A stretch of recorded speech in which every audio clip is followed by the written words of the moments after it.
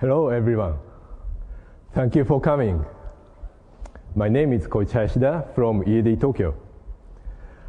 I had a nightmare that no one would come here today. So I'm very relieved to see you all here. Today, I would like to talk to you about how we developed Super Mario 3D Land.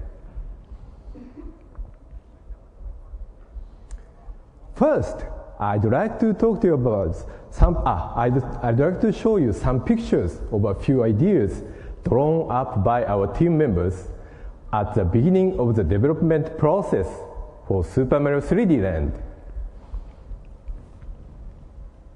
So what is this? This is huge Mario. He is so huge, so you can only see the lower half of his body on the screen. Next, long Mario. He has long arms and long legs, sort of scary. I would like to give this idea to Luigi's Mansion 2 team. Watch out! Suddenly you will find a cockroach in the game window. Then you have to quickly close your Nintendo 3DS and smash it. You can change Princess Peach's face to your girlfriend's face.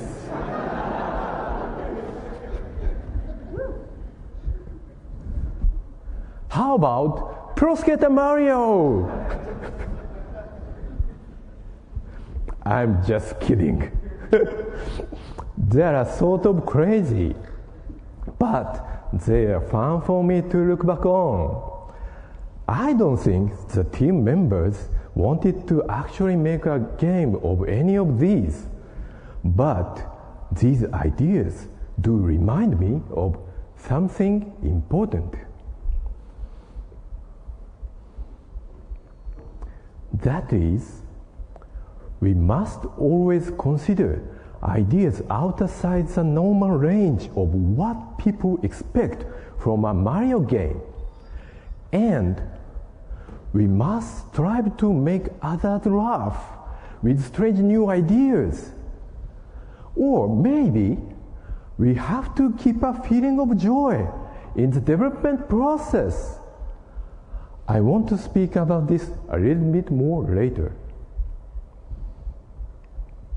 Then, I would like to show you the history of 3D Mario games. My career as a Nintendo employee followed the evolution of 3D Mario games. Dun dun dun. Super Mario 64 came out in 1996. I was not involved in creating this, but I really respected the high level of work done on this game, especially by the programmers who worked on Mario. I worked as a programmer at the time, but I imagine that the people who were doing the amazing programming work on Mario must have been wizards or something. In 2002, Super Mario Sunshine came to Nintendo GameCube. I was really lucky to be able to start working on Super Mario Sunshine with Mr. Koizumi. He was the director of this and Super Mario Galaxy. Also, he was the producer of Super Mario Galaxy 2 and Super Mario 3D Land. I was the main programmer and I made Mario, Water Particle, Surfing, Reflection Effect, Shadow Mario, Yoshi, and so on. At that time, we, the team members, wanted to make something that would feel really new. In 2007, Super Mario Galaxy came to the Wii. With this title, we still felt like we wanted to make something that felt new. I was the level design director. I had to decide on most of the level concepts, and I also made a lot of levels. I remember when working on Honeybee Kingdom of the Galaxy, how fun it was to stick to the queen. But it was hard to create that effect. Also, it was really difficult to make the Megaleg level. You can climb up the Megaleg as he moves his legs. So the camera and gravity setting were very complex. Dusty Dune Galaxy and Melting Molten Galaxy had a lot of strange planets, which were really fun to create. This guy's name is Major Burroughs. I did his voice.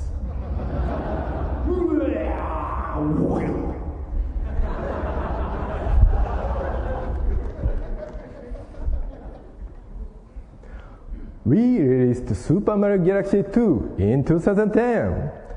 I was the director, but I really did a lot of level design.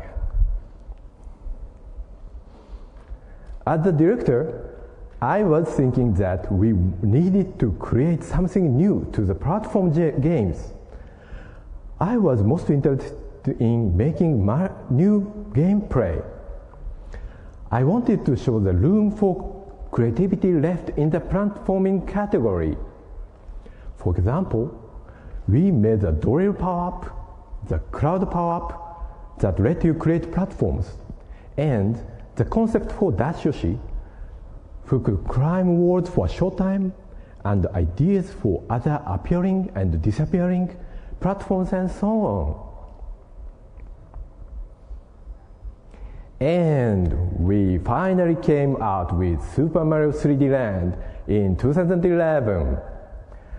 I was the director on this title, and I was thinking about how I wanted to make something fun, rather than focusing on something new this time around. How many of you played this game? Could you raise a hand? Thank you. Thank you for playing.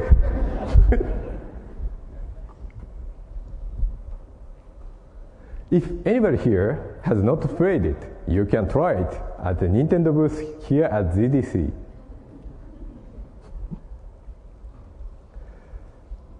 So, what can you expect in 2012? A new Mario game? Pro Skater Mario with cockroaches! Okay. That was just a joke, alright? If you were here today, please don't write the new Mario game will be Pro Skater Mario with smashing cockroaches. Please, we all might get in trouble.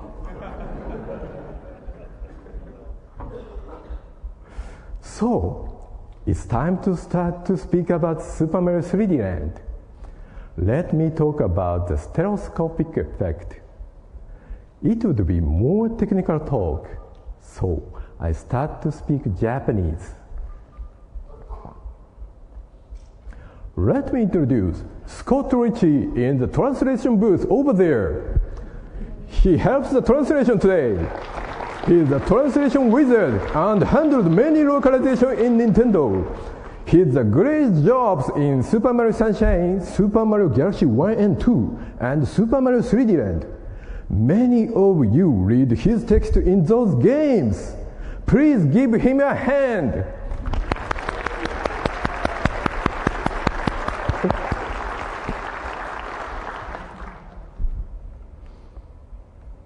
じゃあ日本語で始めますさて、宮本が立体詞を使うと空中にあるブロックに乗りやすいと言ってたことを覚えておられる方もいらっしゃるかもしれません。突然ですがここでクイズです。この画面をよく見てください。どっちが大きいでしょうか。 A 同じ、 B 右、 C 左、 D マリオすいません、マリオは冗談です。実を言うといい選択肢が思いつきませんでした。どうでしょう、答えは決まりました？ファイナルアンサー。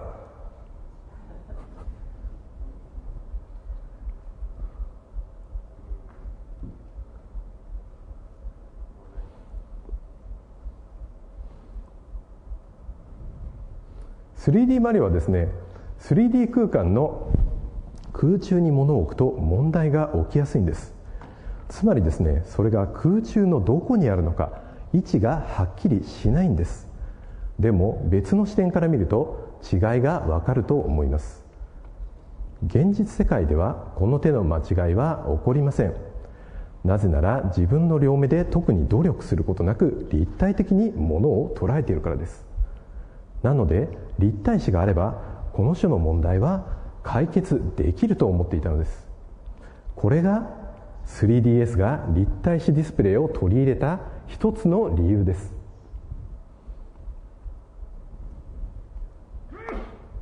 これは開発初期の動画です。マリオ64のバッタン砦で動かしています。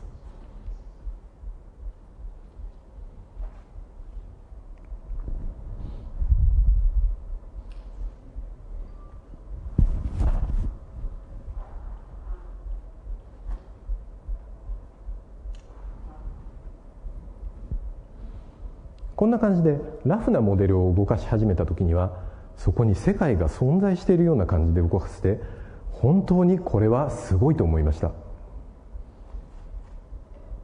この写真を見てください。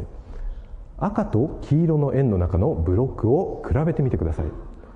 私には赤い円のブロックが黄色の円のブロックよりも下に位置しているように見えます。ですがこのブロックの上面は同じ高さになっているのです。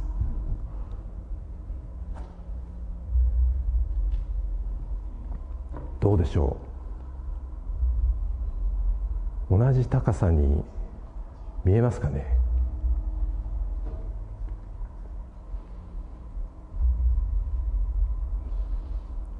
この後カメラが変わります。こうカメラが変わると同じ高さに見えやすいかもしれません。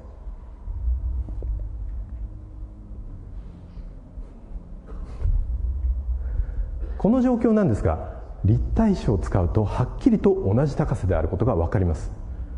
このスクリーンが立体視だったら私の説明している意味がはっきりと分かります。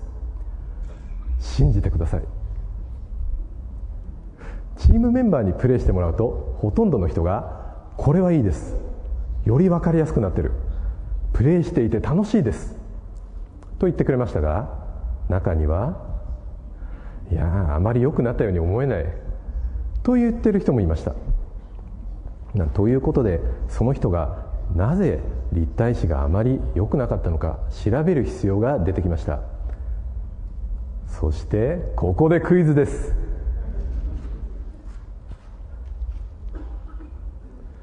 宮本はハードの性能や限界を誰が知っておかなければならないと考えているでしょうか。 A ディレクター、 B プログラマー、 C スタッフ全員、 D マリオ。すいません、また D が思いつかなくてですね。さあどれでしょう。私はここで皆さんに聞いてみようと思います。一つずつ言っていくので正解だと思ったら拍手してみてください。いきます。 A ディレクターだと思う人拍手を。 B プログラマーだと思う人拍手を。C スタッフ全員だと思う人。D マリオだと思う人いましたね。さあ答えを見てみましょう。宮本五六です。すべてのスタッフはハードを知らなければならない。あなたがディレクターならもちろんハードを知らなければなりません。ですが、もしあなたがデザイン担当者だったりサウンド担当者だったりしても、どれくらいのメモリを自分で使うことができるのか、どれくらいの CPU パワーが使えるのかといったことを知らなければならないということです。それでは皆さん、立体視の勉強を始めましょう。私たちは右目と左目で違う画像を見ることで立体感を感じることができます。これが 3DS で見るときの右目と左目の絵です。これらを重ねてみます。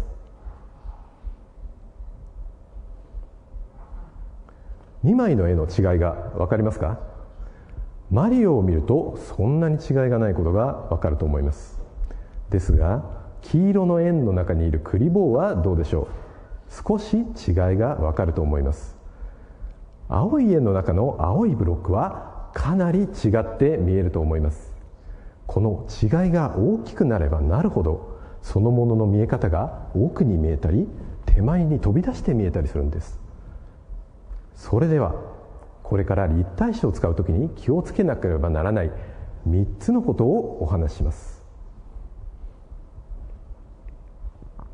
まず第一に、どちらかの目の視力が悪いと立体視を見るのに問題があることが分かりました。例えばこんな風に見えます。右目の画像がはっきりと見えていない状況です。重ねてみます。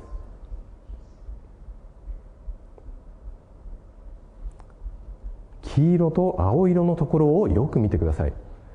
2枚の違いがあまり見えなくなっていることが分かりますか？違いが見えなければ立体感を感じることができません。第2に、裸眼立体視は両目をディスプレイから正しい位置に置く必要があります。私はゲームをしながら体はあんまり動かしません。でも体を動かしてゲームをする人も多いですよね。アクションゲームなら特にそうです。でもそうすると立体視はうまく見えません。ブレて見えます。これは宮本が答えを知ってました。マリオカート7はブレてないよというので調べてみたら、確かにその通りでした。これは基準面というものをどこに置くのかということが重要でした。左の画像が上から見た図です。画面の中央に小さくマリオの帽子が見えます。カメラから見て画面の黒い線のところに基準面があります。基準面のところにあるものが 3DS のスクリーンのところに描画されます。基準面よりも向こうのものは 3DS のスクリーンの奥に、手前のものはスクリーンの手前に描画されます。基準面に置かれたものは右目と左目の画像の差があまり出ません。右の画像でマリオがあまりブレて見えないのは、マリオが基準面の近いところにいるからです。プレイヤーはゲームの間ほとんどの時間マリオを見ています。ですのでブレていることに気づきにくいのです。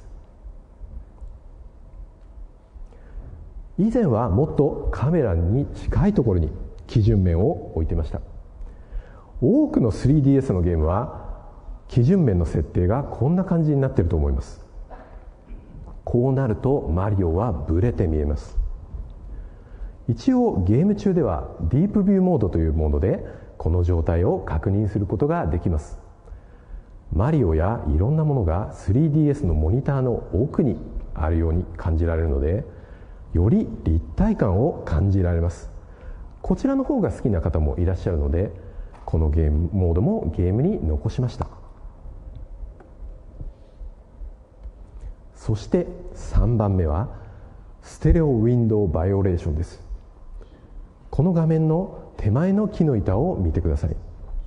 カメラの目の前に物が来ると、右目と左目の画像の違いが大きくなりすぎて、うまく立体感を感じることができなくなります。例えばこの場合は木の板がうまく見えません。例えば右手を右目の前に持ってきてください。こうして見ると右手が邪魔です。こんな感じです。またこの例では右目からマリオが見えていないので、マリオもちゃんと見えません。この立体画像を見た人は 100% 嫌な感じがすると思います。写真でその感じを表現してみました。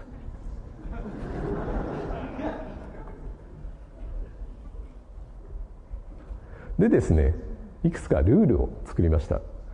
まずステージ設計の時点でカメラの近くには物を置かないというルールを作りました。またこうした問題があったので、ゲーム中でカメラを回転させることをやめる判断をしました。カメラを回せばコインやブロックがカメラの目の前に来て、ステレオウィンドウバイオレーションが起きることが分かったからです。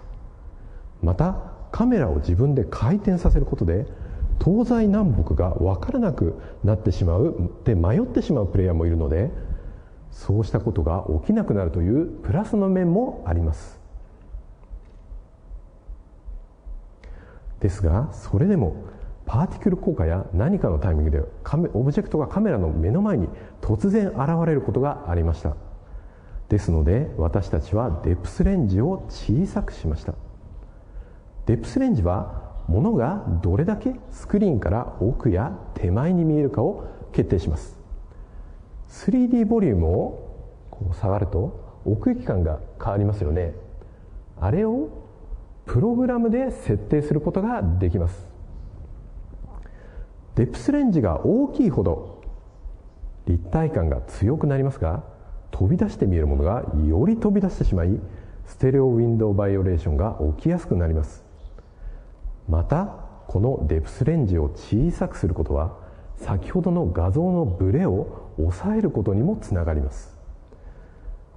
こうしてアクションゲーム用の適切な立体視の設定を決めることができました。ですが逆の質問として、立体視が効果的なのはどういうシチュエーションなのかということも考えました。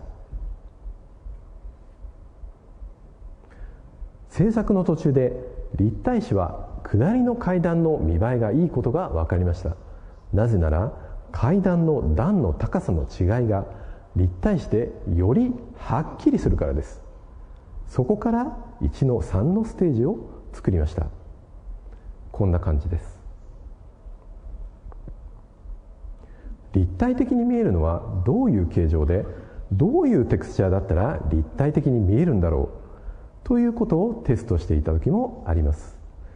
この写真はこう見るとのっぺりとして見えますが、立体視を使うと部屋が立体的に見えます。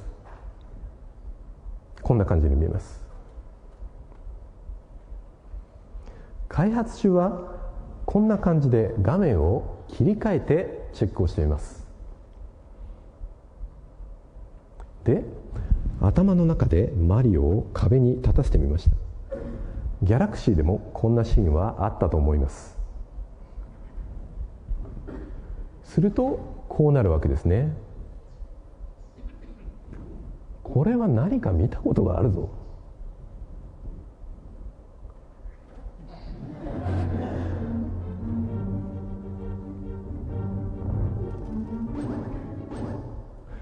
ああ、これゼルダのダンジョンだと思いました。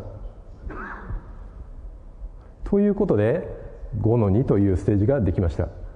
チームではゼルダダンジョンと呼んでました。もしこのステージを遊ぶことがあったら、このハテナブロックの上に登ってジャンプをしてみてください。マリオがすごく飛び出してきます。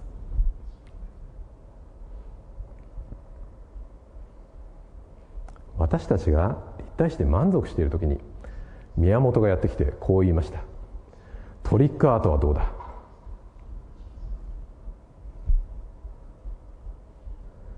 真ん中に白い箱が見えるのが分かりますか？ちょっと不思議に見えませんか？これは CG 合成じゃないです。ちなみに 3DS のカメラで動画を撮ってます。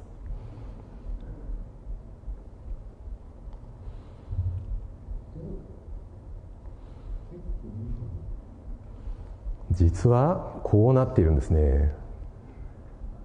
映像が逆さまなのは、こうした方が白い箱がトリックアートのように見えやすいので逆さまにしてお見せしています。実物はこれです。こうして見るよりも逆さまにしてみた方が箱に感じやすいんです。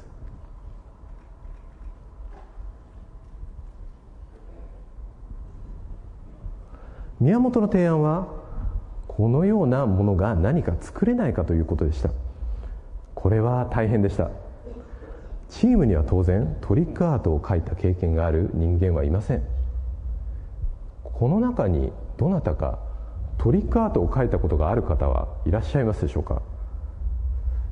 もしこの状況であなたがディレクターだったらどうされますか。トリックアートを描ける人を探して雇われますか。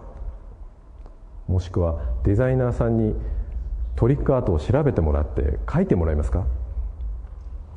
私の答えは、私がトライすることでした。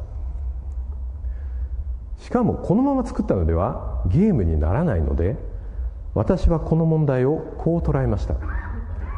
3D ボリュームをオンやオフにしたときに違いが分かって驚きのあるようなものが何かできないだろうかということです。立体視を使わなければ空中のブロックの大きさが分からない問題があったと思います。これを逆に利用してこのトリックを作りました。メダルがあるブロックは実は空中にあるんですね。立体視で見ると手前にブロックがあることがすぐに分かります。目が書いてあるところに登ると答えが見えます。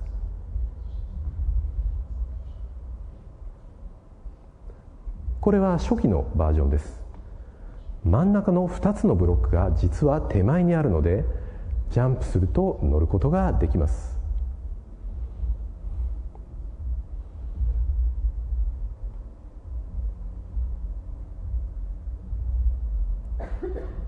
これは別の例です。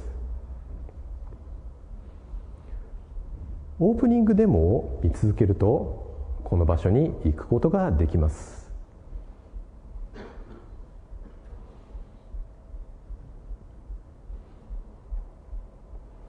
この図形はつながっているように見えるのですが、立体視で見るとどうなっているのかがすぐに分かります。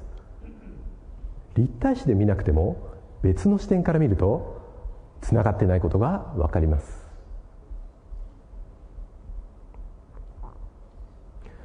これで皆さんは立体視のことをかなり理解されたんじゃないかと思います。今度はあなたが 3DS のゲームを開発する番です。クイズ番組に出なくてもミリオネアになれるかもしれませんよ。アメリカンジョークです。言ってて恥ずかしい。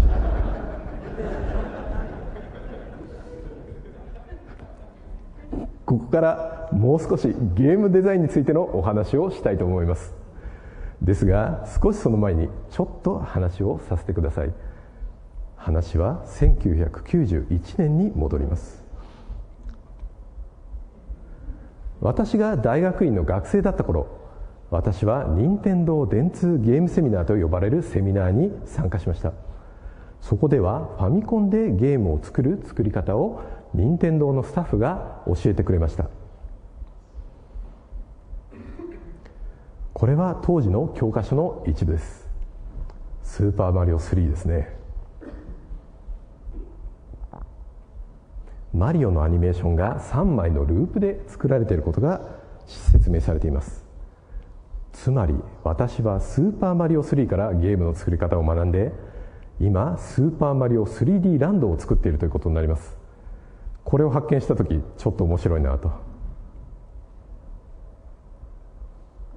宮本は先生の中の一人でしたが、当時私は宮本がどういう人なのか全然知りませんでした。宮本さんごめんなさい。この写真若く見えませんか。私はこの当時の約20年前のノートを未だに持ってます。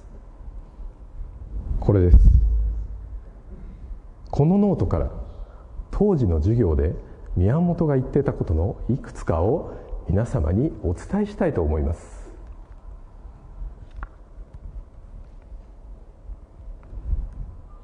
どういうものを作るのか毎日頭に置く。アイデアや発明や発見が重要。独自の視点が重要で、情報収集をしたら自分なりの理論や分析をする必要があるというようなことです。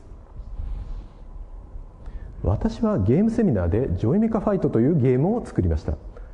当時は学生をしながらゲームを作っていたわけなので、お給料をもらっているわけではないですから、純粋に作ることが楽しかったという理由で制作をしていたわけです。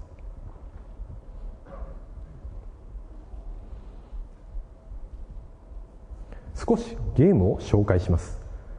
格闘ゲームで日本だけで発売されました。今は Wii のバーチャルコンソールで日本と韓国でのみ遊ぶことができます。ゼルダのプロデューサーである青沼が当時の先生の一人でこのゲームのデモとストーリーを手伝ってくれました。キャラクターはミーのように関節がない表現です。ですからインバースキネマティクスのような計算をする必要がありません。なぜ私がこの説明をしたかといえば、私はスーパーマリオギャラクシー2のプロジェクトの後、任天堂ゲームセミナーの先生になったからです。先ほど宮本が私の先生だったという話をしましたが、今や私も先生になったわけです。ゲームセミナーの講義を行うにあたって、私は再度ゲームの作り方をまとめる必要が出てきました。私は宮本のインタビューを読み返し、生徒に伝えた方が良さそうな話を集めて紹介しました。これが宮本語録です。そうしたことで今度は私がそれらの話がゲーム制作に有効であるということをスーパーマリオ 3D ランドを通して証明せざるを得なくなったわけです。つまりスーパーマリオ 3D ランドを宮本が考え作ったらどうなるかということを考えながら作ったということです。もう一度タイムマシンに乗りましょう。1994年です。この年は宮本がスーパーマリオ64の開発を始めた年です。そして宮本がセミナーの先生をやっていたのもこの辺りの時期です。もし今先生である自分があの時代の宮本だったら何を作るんだろうと考えたわけです。任天堂64では空間把握の問題から空中に物が置けませんでした。また置けたとしてもその数は少なかったです。任天堂 3DS なら立体視で空中の物の位置が把握できます。またパワーがありますから多くの物を置けるわけです。空中に多くのものを置けるという構造、これはすなわち 2D マリオの構造です。ということで 2D マリオのテイストを持った 3D マリオを作れるのではと考えました。つまりゲームの構造をリセットできるわけです。これまで積み上げてきた 3D マリオのルールを一旦リセットしていろいろ考え直してみようと思ったわけです。携帯ゲームで短い時間で遊べるようにしたかったということや、2D マリオと 3D マリオのお客さんの乖離という問題もありましたが、こういう理由でゲームの構造もリセットしてみようと思ったわけです。それではここでこれまで語られたことのなかった別のリセットの例をご紹介しましょう。これがリセットの一例です。スーパーマリオギャラクシー2から髪型を変えました。サンプルその2、丸刈りです。ということで社長が聞くの写真はこうなりました。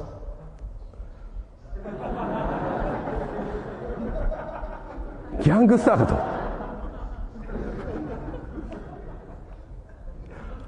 皆さん少し疲れてきたかもしれないので少し運動をしてみましょうか。宮本五六です。誰でもできる簡単なことでも2つのことを同時に行うと難しくなる。ちょっとやってみてください。右手を使ってこうやってみてください。グー、パー、チョキ、グー、パー、チョキ、この順番で繰り返してください。難しいですか？簡単ですよね。はい。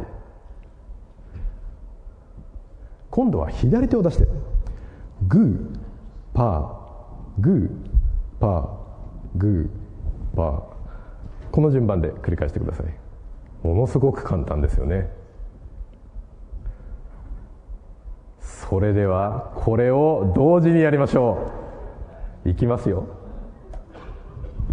グー、パー、グー、チョキ、グー、パー、チョキ、グー、パー、チョキ、グー、パー、チョキ。どうでしょう？皆さんできました？私のチームでテストした時にはピアノを演奏する人はこれが上手にできました。それでは準備ができたので難易度に関しての話をしたいと思います。宮本五六です。お客さんが好きなように遊んでもらうべき。これはスーパーマリオ3にパタパタの羽がある理由です。宮本は当時こう話していたそうです。あのアイテムがあることによって特定のステージを遊ばずにパスできるようになります。関係者の中には用意したステージを順番に遊んでもらうように作っているのにゲームバランスが崩れてしまうんではないかと心配する人も出てくるわけです。でも作り手が楽しみ方を決めるんじゃなくてお金を出してもらったお客さんが好きなように遊んでもらえばいいんじゃないかという気持ちが芽生えてきたんですよ。苦手なステージを飛ばしてクッパまでたどり着きクッパを倒してエンディングを見ましたと。でも今度は飛ばしてしまったステージを改めて挑戦してみようと思えるようなステージを作るのが僕ら制作者の仕事なんじゃないかと思うようになってきたんです。初心者にとってはアシストブロックを用意してうまくいったと思います。ですが初心者が楽しめてかつ上級者にも喜んでもらえるようにするにはどうすればいいのか、これはいつもの悩みです。上級者用の要素としてこれまでスーパーマリオギャラクシーシリーズではルイージでもう一周プレイをしてもらったり120個のグリーンスターを集めてもらっていたりしたので上級者はおそらく再度そういうことを期待するだろうと思っていました。同時に初心者の人にはクリアできるものであってほしかったので比較的早く普通のエンディングを持ってきて同じだけの数のステージを上級者にもように用意することで初級者も上級者も満足できる構造ができないかと考えました。スペシャルワールドについては別の理由として初代スーパーマリオブラザーズの裏面に入った時の驚きを実現したかったという気持ちもあります。ちなみにこのゲームの最後の最後の S の8の王冠のステージをクリアされた方はどれくらいいらっしゃいますでしょうか。手を挙げてください。素晴らしい。どうもこんなところまでプレイしていただいて本当にありがとうございます。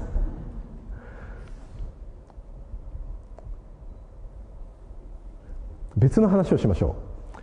開発終盤に私の子供にプレイをしてもらいました。その様子を紹介したいと思います。当時6歳でした。彼の人生で初めてのゲーム経験です。どうプレイするのか、私は非常に興味がありました。アドバイスをするのは禁止されているので、私は何もヒントを言うことができません。でも心の中では、左手でマリオを動かすんだと叫んでます。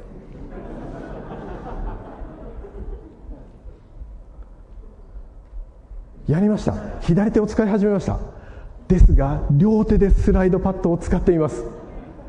心の中で、それじゃあジャンプできないよって叫んでます。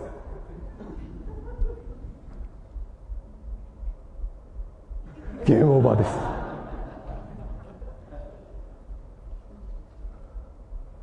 す。30分後、ついに彼の右手がボタンを操作し始めました。結局最初のステージをクリアするのに1時間かかりました。こう見ると、もしかしたらこのゲームは子供にとっては難しいのかなと思われるかもしれません。息子にどうだったって聞きました。彼曰く、どれだけコインが集められるかというゲームだと思っていて、コインを集められて楽しかったという答えでした。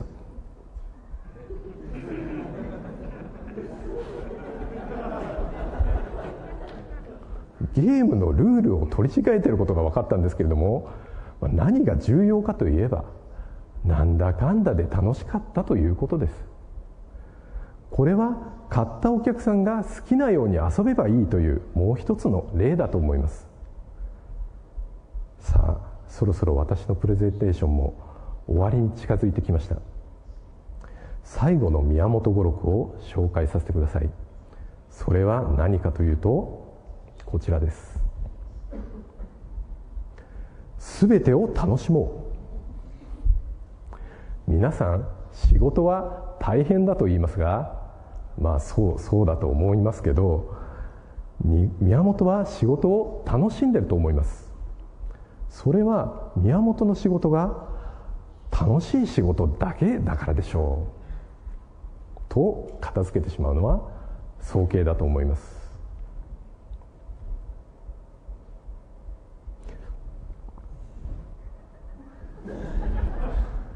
宮本にこう話したことがあります。宮本さん、水泳をしているということで、私も水泳を始めたんです。すると宮本はこう答えました。まず泳ぐときに距離と時間を決めている。で、途中まで泳ぐと、それで時計を見て、残りの時間と残りの距離をどう泳げばいいのか、どのくらいのペース配分でいこうかってことを考えながら泳ぐんだと。このように水泳をゲームにしているのは面白い考え方だと思います。でもこれくらいのことは皆さんもされてるかもしれません。でもこれは皆さんはやってないと思います。宮本はメジャーを持ち歩いているそうです。自分の調子を知りたいときに、自分の目の前のものの長さを予測します。例えばこの机は50センチかなと考えてみます。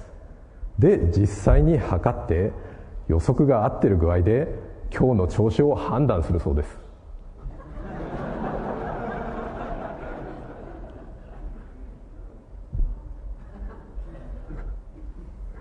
このように何でもゲームに変えてみるという考え方は、ゲームのルールを考える人たちにとっては役に立つ考え方なんじゃないかなと思います。ですが、これは生きていく上でも大切な考え方なんじゃないかなと思うんです。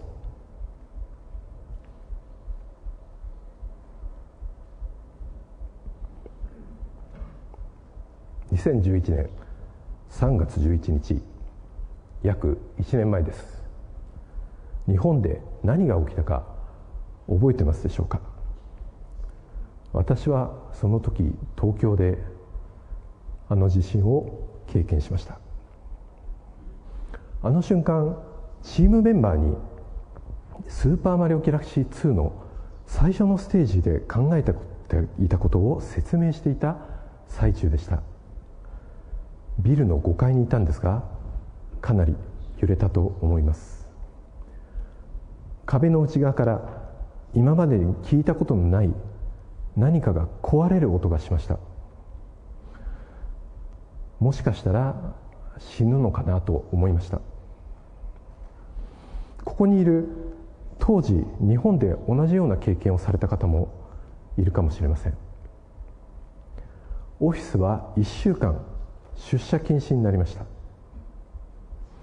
放射能の不安、電力供給の不安、その後も大きな揺れが何度もありました。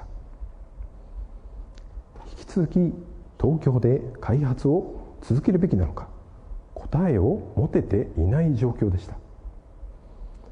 もしあなたがディレクターやプロデューサーだったら、この状況がどれだけ開発にダメージを与えるか想像していただけると思います。あの時私自身もどうしたらよいのか分かりませんでした。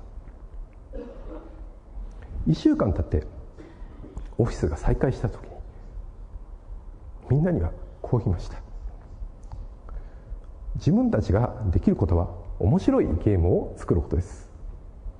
面白いゲームを年末に届けて、人々に少しでも笑顔を届けることができるのは自分たちにしかできないことだから。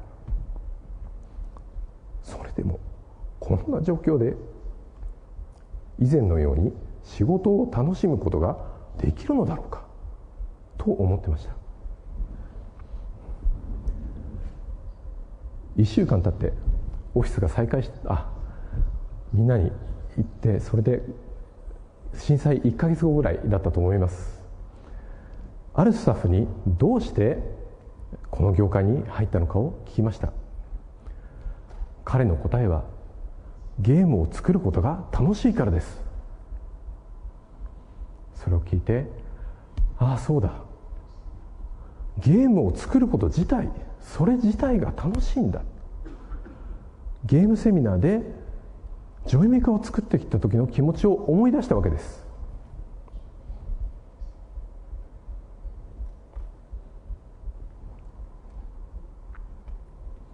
普段はこんなことはしないんですけれども、ちょっと楽しいかなと思ってチームの集合写真を撮ってみました。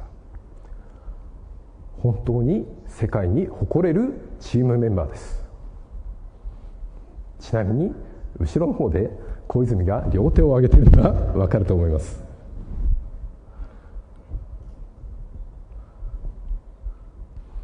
楽しんで仕事をするということは、自分にとって震災後の大きな力になりました。例えば開発の終盤、チームのみんなで毎日自由参加で集まってプレーをする時間を作りました。みんなで競い合ってゲームをプレイするわけです。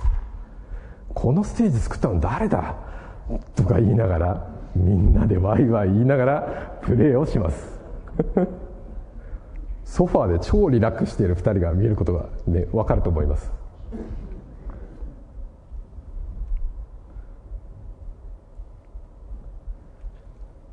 これはチームのみんなに評判が良くて、部屋に座る椅子がなくなってしまったことです。床にも座ってます。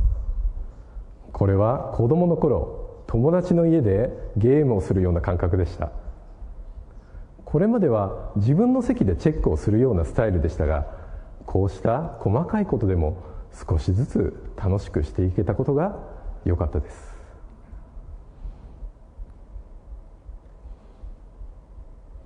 つまり全てを楽しむということをチームマネージメントで実践したいことが、悪条件下の中での開発を進める上で重要な考え方だったのではないかと考えているわけです。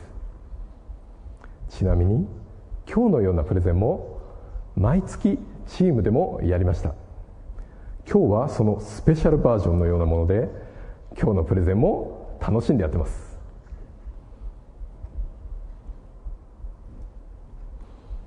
スーパーマリオ 3D ランドが発売された後、こんなコメントを聞きました。この暗い時代に明かりが差し込んできたようです。このゲームをプレイしていたら、なんだか生きる希望が湧いてきました。